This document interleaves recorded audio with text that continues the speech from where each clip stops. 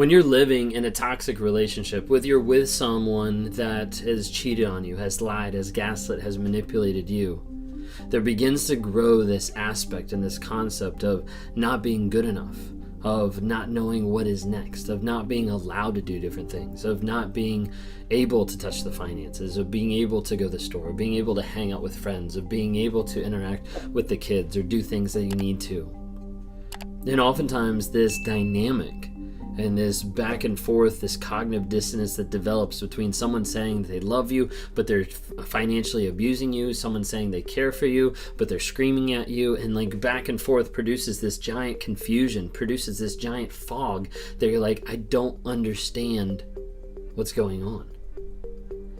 And oftentimes what develops during that is aspects of worry, of being scared, of being fearful, that drives people to a place of not being willing or not being able to change their mindset, to be able to adjust, to be able to get out of that situation. And as a result, they stay stuck. And they stay stuck in that relationship longer than they want to be. They stay stuck and do things that they would never dream of doing, or put up with behaviors and actions that they would never otherwise tolerate. But in those moments, a lot of times there's an underlying aspect of fear.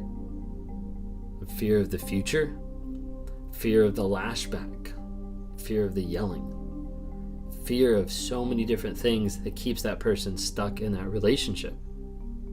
And then as a person sees that, identifies it, maybe they research stuff, maybe they do coaching or therapy or whatever, that they start to realize and unlock their mind of like, hey, something's actually going on. Let me check this out. They realize I'm in an abusive relationship. I need to get out. And they get out. They get to the place where they finally are able to go no contact. They're able to separate from that person, from that toxic person that's impacting and influencing them every single day. They cut those ties and they're like, hey, now I can live free. And most people think that they're free the first moment. And that wave of relief kind of washes over them as they get to the place of saying like, hey, I'm actually free now. I'm able to live my life. And I don't have to be afraid of them anymore.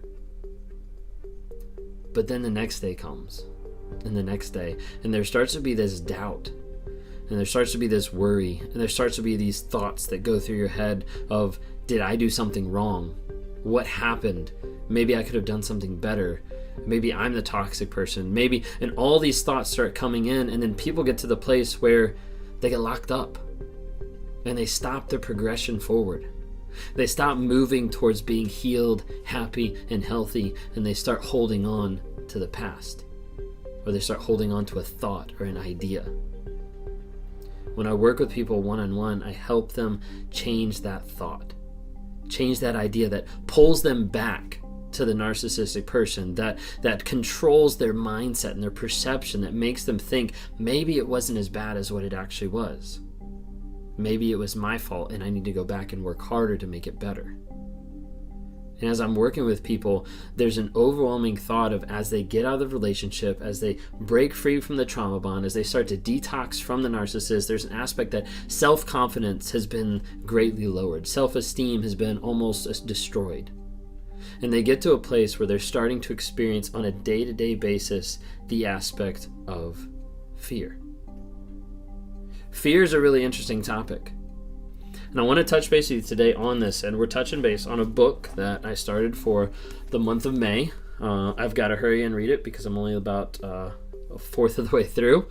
But here we go. Motivation Manifesto, 9 Declarations to Claim Your Personal Power by Brenda Burchard. Now I want to be able to use some of this to tell you guys out there to claim your personal power back. But we're going to talk about fear first, because that's one of the things that slows us down, right?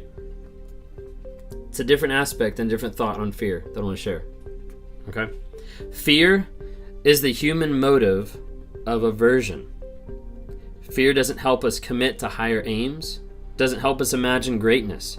Its sole aim is immediate release from threat, strain, or pain.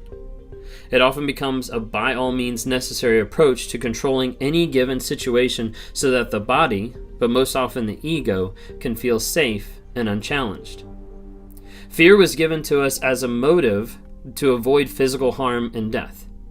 That is, we're the ones who perverted it into a tool for the ego's protection. Almost all the fear we experience today has nothing to do with physical threat. We have taken this impulse for safety and bastardized it into ego-driven desires to feel more emotionally comfortable.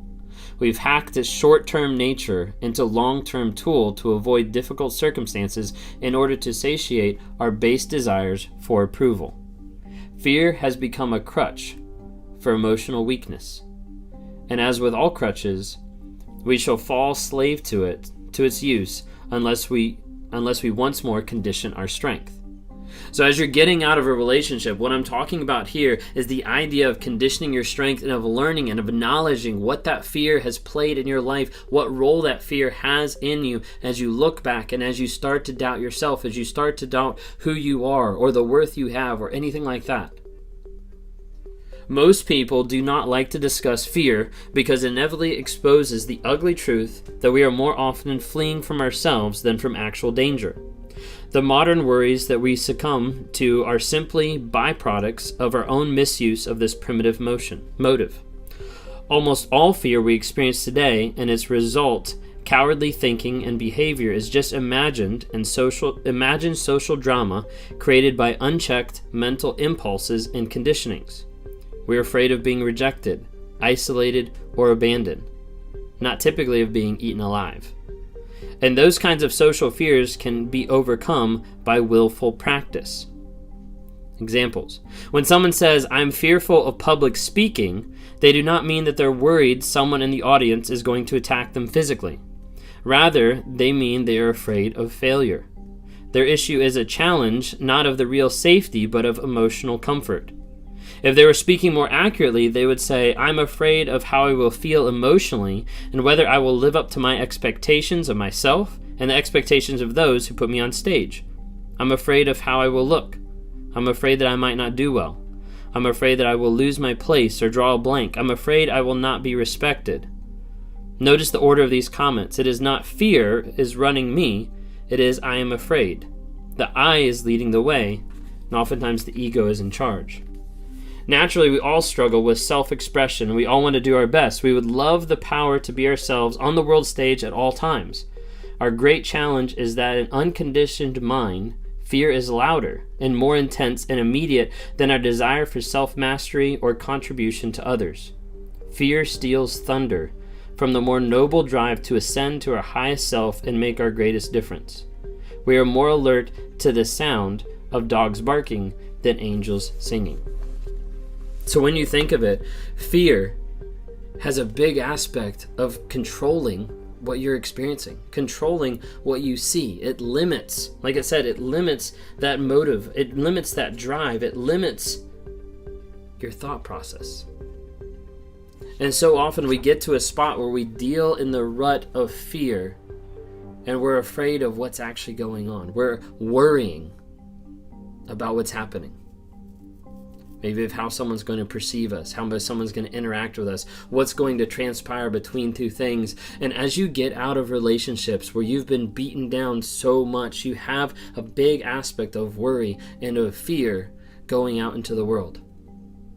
And you're not sure, how do I deal with this? What do I do with it? Am I good enough? Will this work?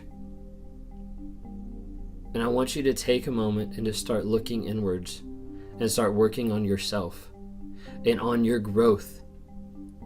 Understanding that it's not fear, like he said, it's not fear of getting up on that stage. It's the fear of failure. It's the fear that someone will make fun of you. And it's the fear that your emotional needs might not be met. Being afraid how I'll look, being afraid that I'll not do well, I'm afraid I'll lose my place, I'll draw a blank, I'm afraid I'll never be respected.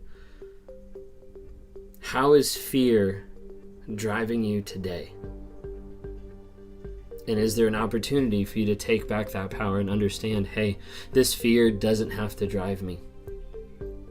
I'm the person that drives me. On a day-to-day basis of taking back your power and understanding, hey, this is the direction I'm going. This is the person I want to be. And there's going to be people that come into your life that take that and self-sabotage that, but they will not take your soul, your purpose, your drive, your goals. So get back to that. Get back to your purpose. Get back to what you're looking at, what you're living, how you want to be, because as you go forward, you're going to be faced with so many different fears, so many different trepidations that come at you, whether that's from other people, from other events, but mainly that's attacking in your mind, that I want you to think of on a day-to-day basis. How do I work on dealing with the worry of what's going to happen to engage my whole self to be the best person I can possibly be?